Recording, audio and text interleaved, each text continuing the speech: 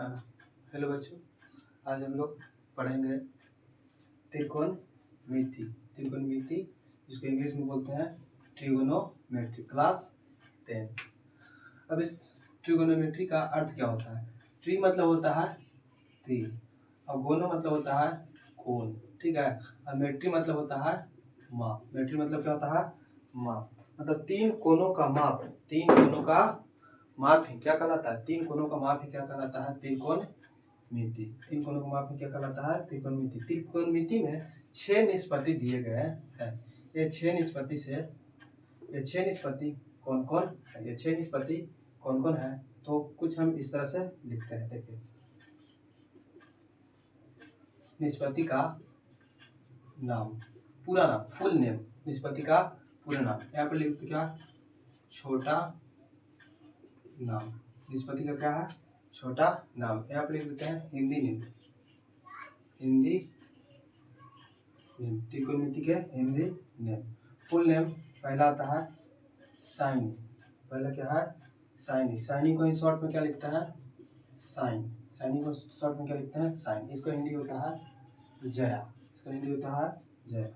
उसके बाद दूसरा नंबर पे आता है कोसाइन। को साइन। इसका हिंदी, इसका शॉर्ट नेम होता है कॉस। इसका शॉर्ट नेम होता है कॉस। इसी को क्या बोलते हैं? को जया। इसको क्या बोलते हैं हिंदी में? को जया। तीसरा का नाम क्या है?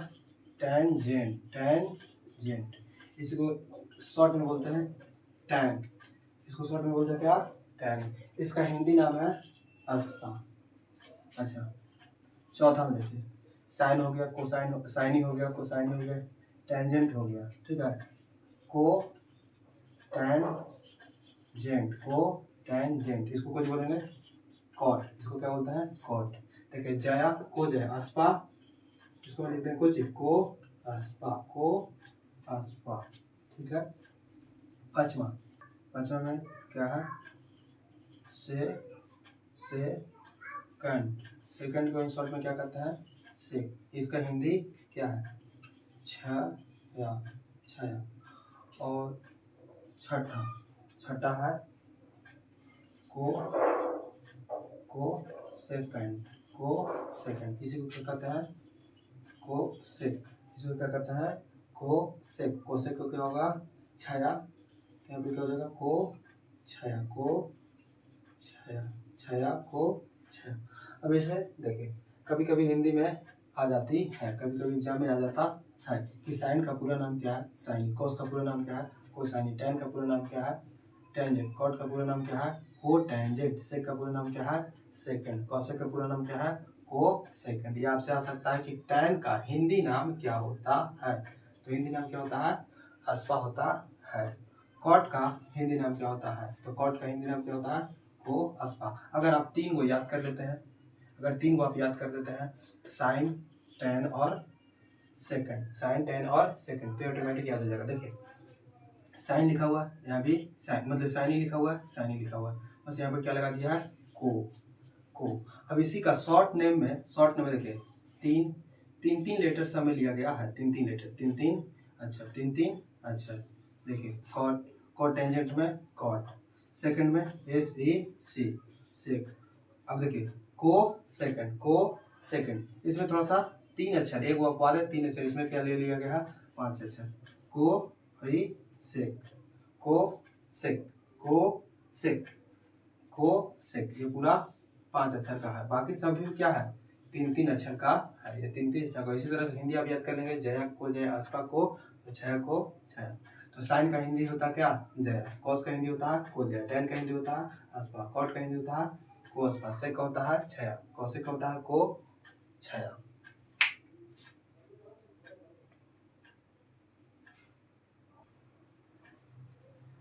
चलिए अब हम सीखते हैं आगे। चलिए अब हम आगे सीखते हैं।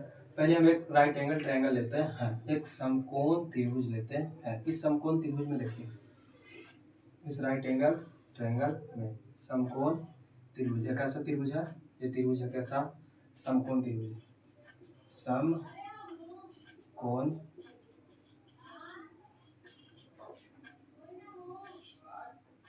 समकोण त्रिभुज, कैसा त्रिभुज लेते हैं हम? समकोण त्रिभुज। अब इस समकोण त्रिभुज में ये ऊपर ए बी सी, समकोण त्रिभुज में एक एंगल हमेशा 90 डिग्री का होता है। समकोण त्रिभुज में एक एंगल हमेशा कितना डिग्री का होता है? 90 डिग्री का होता है। ठीक, और ये वाला भाग को क्या कहते हैं? कर्ण। और ये बेस जो है ये किसे क्या कहते हैं? आधार। और इसे क्या कहते हैं? लंब। ठीक, कोण यहाँ पे बना है, कौन सा कोण? ये थीटा कोण। मान लिया कि यहाँ पर एंगल सी की जगह पे कौन सा कोण बन रहा है? थीटा कोण। अच्छा, ये राइट एंगल ट्रायंगल है तो एक जगह हमेशा कितना डिग्री कोण बनेगा? 90 डिग्री। यहाँ पे परपेंडिकुलर लंब जहाँ पे रहेगी सीधी रेखा पे बेस पे लंब रहेगी, बेस पर जिस स्थान से जिस सिर से लंब डाली जाएगी वहाँ पर से यहाँ से क्या कितना डिग्री कोण बनेगा? 90 डिग्री कोण बनता है। ठीक, ये कर्ण हो गया। ठीक, अब इससे हम समझते हैं निष्पत्ति का मान कैसे निकालते हैं। ठीक, तो ये कुछ छोटी सी ट्रिक है। ठीक, देखिए, लाल बटे कक्का एल ए। अच्छा, इसमें पहले समझ लेते हैं, लाल को किससे डिनोट कर देते हैं? एल से। ठीक है, कर्ण को किससे डिनोट कर देते हैं? के से। और आधार को किससे सूचित करते हैं? ए से। कर्ण को के से, लंब को एल से, और आधार को ए से। तो लंब बटे कर्ण मतलब कि एल बटे के, लंब लंब हो गया, के मतलब कर्ण। तो लंब बटे कर्ण किसका फॉर्मूला हो जाएगा? साइन का। ठीक है, अब यहाँ पर देखिए, अच्छा थीटा यहाँ पे लिखा हुआ है तो साइन थीटा लिख सकते हैं। ठीक, अगर यहाँ पर ए लिखा रहता तो साइन ए लिख देते, साइन बी लिखा रहता तो साइन बी लिख देते, साइन सी लिखा रहता तो साइन सी लिख देते। ठीक, अब देखिए यहाँ पर ये किसका फॉर्मूला बन सकता है? कॉस थीटा आधार बटे कर्ण। आधार के मतलब कर्ण, तो आधार बटे कर्ण। आगे देखिए, लंब बटे आधार, लंब बटे आधार। तो लंब देखिए, एल मतलब लंब, ए मतलब आधार। ये किसका फॉर्मूला हो जाएगा? ये हो जाएगा किसका? टैन का। ये किसका हो जाएगा? Tan theta. तो साइन थीटा बराबर लंब बटे कर्ण, कॉस थीटा आधार बटे कर्ण, टैन थीटा लंब बटे आधार। इसी का उल्टा, इसका उल्टा हो जाएगा क्या? देखिए, इसी का उल्टा, इसको उल्टा करते हैं तो उल्टा करेंगे तो देखिए कुछ इस तरह से होगा, के ए बटे L A L L A L. अब देखिए साइन का उल्टा होता है, साइन का उल्टा होता है कोसेक, साइन का उल्टा होता है कोसेक, तो कोसेक थीटा। ठीक है, कॉस का उल्टा होता है सेक, सेक थीटा। टैन का उल्टा होता है कॉट, टैन का उल्टा होता है कॉट, टैन का उल्टा होता है कॉट, कॉट थीटा। ठीक, अब इसे सूत्र में अगर इस तरह से लिखना चाहते हैं तो ऐसे लिख सकते हैं कि साइन थीटा बराबर क्या हो जाएगा? लंब बटे, देखिए साइन थीटा बराबर कुछ लंब बटे कर्ण, लंब बटे कर्ण, साइन थीटा बराबर लंब बटे कर्ण। अच्छा, कॉस थीटा बराबर लिखना चाहेंगे तो कॉस थीटा बराबर कॉस थीटा बराबर लिखना चाहेंगे तो देखिए कॉस थीटा बराबर आधार बटे कर्ण, आधार बटे कर्ण, आधार बटे कर्ण। उसी तरह से टैन थीटा बराबर लिखना चाहेंगे तो टैन थीटा बराबर लंब, एल मतलब लंब और ए मतलब आधार, तो टैन थीटा बराबर कुछ हो जाएगा लंब बटे आधार, लंब बटे आधार। इसी तरह से आप लिख सकते हैं cosec sec cot, cosec sec cot, ये तीनों का लिख सकते हैं इसी तरह से। तो ये सब आपको याद होना चाहिए। तो आप हम बना सकते हैं किसी भी त्रिभुज का किसी भी त्रिभुज इस तरह से दिया रहेगा तो इस सभी का साइन का, कॉस का, टेन का, कॉट का मान हम निकाल सकते हैं इस सूत्र की सहायता से।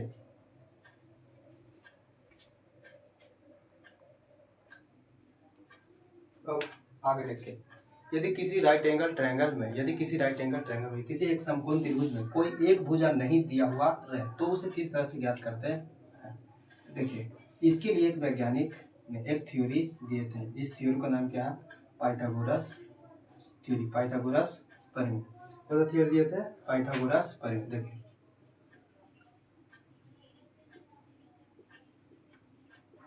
पाइथागोरस प्रमेय वो बोले क्या कि दो बड़ी भुजा का वर्ग। देखिए एक ट्रायंगल है, ये यहाँ पर इसको माने थे क्या? कर्ण। ये क्या माने थे?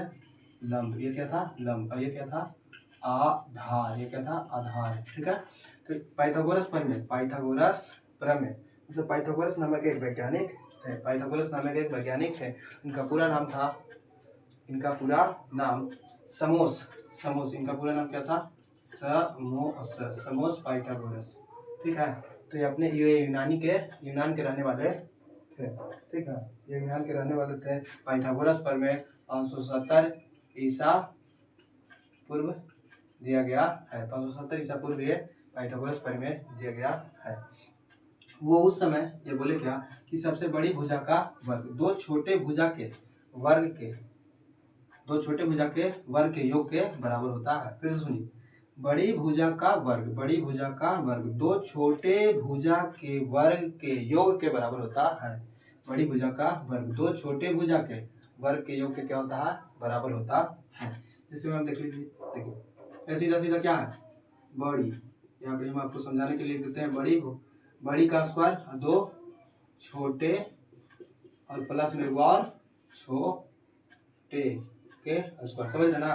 बड़ी भुजा का वर्ग छोटे छोटे भुजाओं के वर्ग के योग के क्या होती है बराबर होती है। अगर हम इसमें लिखना चाहेंगे तो देखिए पाइथागोरस प्रमेय की तरह से देखिए, इसमें हम कैसे लिखेंगे AC स्क्वायर बराबर छोटा भुजा, ये सबसे बड़ी भुजा, ये छोटी भुजा, AB के स्क्वायर प्लस BC के स्क्वायर, AB के स्क्वायर प्लस BC के स्क्वायर। यदि बड़े भुजा ज्ञात करना हो तो, यदि छोटे भुजा ज्ञात करना, मान लीजिए कि इसे ज्ञात करना है, देखिए AB को ज्ञात करना है। यदि AB को ज्ञात करना है तो कैसे ज्ञात करेंगे, बड़का में से छोटका को क्या कर देंगे घटा देंगे। तो देखिए यहाँ पर लिख दे, कौन सी कर सकते हैं AC स्क्वायर बराबर AC square minus BC square, ये क्या हो जाएगा, ये AB निकाल सकते हैं। अच्छा BC निकालना हो तो कैसे निकालेंगे, देखिए फिर वही बात, BC क्या है एक छोटी भुजा है, तो छोटी भुजा को जब भी ज्ञात किया जाता है तो बड़ी भुजा में से घटा करके, तो बड़ी भुजा क्या है AC स्क्वायर माइनस क्या हो जाएगा AB स्क्वायर, AB स्क्वायर। अब देखिए समझिए, बड़ी भुजा को जब भी हमें निकालना हो तो दो छोटी भुजाओं का क्या करेंगे योग करेंगे, स्क्वायर करके वर्ग करके। अच्छा अगर छोटी भुजा निकालना हो तो बड़ी भुजा का वर्ग में से छोटी भुजा का वर्ग क्या कर देंगे घटा देंगे। जब भी बड़ी भुजा का वर्ग निकालना हो तो दो छोटी भुजा का वर्ग करेंगे और जोड़ देंगे, और छोटी भुजा निकालना हो, यदि छोटी भुजा ये दोनों में से कोई एक छोटी भुजा निकालना हो तो बड़ी भुजा के वर्ग करके छोटी भुजा को क्या कर देंगे घटा देंगे। तो इस तरह से पाइथागोरस प्रमेय का यूज किया जाता है, इस तरह से। जैसे मैं आपको एक एग्जांपल देते हैं, जैसे एग्जांपल के तौर पर समझिए, यह PQR, यदि हम आपसे बोले कि PR स्क्वायर बराबर क्या हो जाएगा, तो सबसे बड़ी भुजा ये है, सबसे बड़ी भुजा ये है। अच्छा एक चीज और ये ध्यान रखेंगे, जिस स्थान पे 90 डिग्री का कोण बनेगा उसके सामने वाला हमेशा बड़ी भुजा होती है। जिस स्थान पे 90 डिग्री कोण समकोण एंगल में, मतलब कि समकोण में जहाँ पे 90 डिग्री बनती है कोण वो हमेशा बड़ी भुजा होती है। यहाँ पे 90 डिग्री कोण बनेगा तो ये भी कोण ये हो गया क्या बड़ी भुजा। तो PR का स्क्वायर बराबर क्या हो जाएगा, PR के स्क्वायर बराबर हो जाएगा PQ के स्क्वायर प्लस QR के स्क्वायर। यदि हमें ये भुजा निकालना है PQ निकालना है, यदि PQ निकालना है तो छोटी भुजा निकालना है, तो छोटी भुजा हमेशा क्या होती है बड़ी भुजा में से घटाया जाता है। तो बड़ी भुजा क्या है PR square minus QR square. अच्छा QR स्क्वायर बराबर क्या हो सकता है, QR स्क्वायर बराबर हो सकता है PR square minus PR square. PR बड़ी भुजा में से हम क्या घटा देंगे छोटी भुजा PQ स्क्वायर। तो इस तरह से ये भी तीनों लिख लिए। ठीक, इस तरह से हम अब बना सकते हैं किसी भी भुजा का।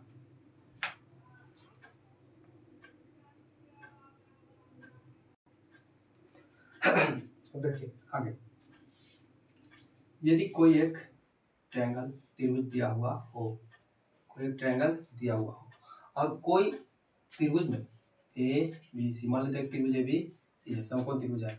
यदि दो भुजा दिया हुआ हो तो तीसरी भुजा निकालने का तरीका जो भी हम लोग सीख लिए उसी की मदद से हम निकाल सकते हैं।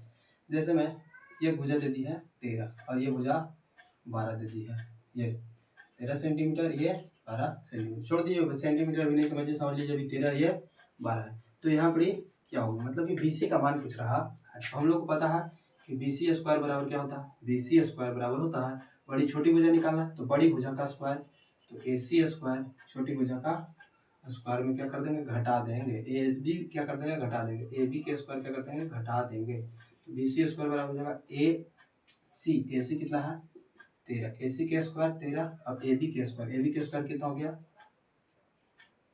12, ए बी के स्क्वायर 12। तो देखिए बी सी स्क्वायर बराबर 13 के स्क्वायर 169, 12 के स्क्वायर कितना हो जाएगा 144। तो बी सी स्क्वायर बराबर क्या हो जाएगा, घटा देंगे तो कितना आ जाएगा 25, घटा देंगे था 25। तो देखिए बी सी बराबर स्क्वायर बराबर के उस तरफ जाती है, स्क्वायर बराबर के जब भी उस तरफ जाएगी तो हमेशा क्या हो जाएगा, रूट हो जाएगा।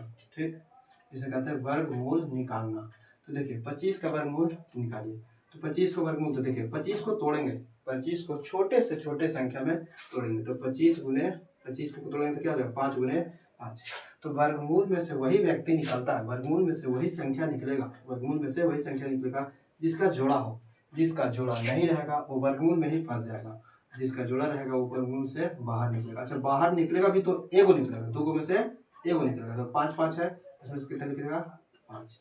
तो कहने का मतलब बी सी बराबर कितना हो जाएगा 5 सेंटीमीटर, बी सी बराबर कितना हो जाएगा 5 सेंटीमीटर। देखिए जैसे और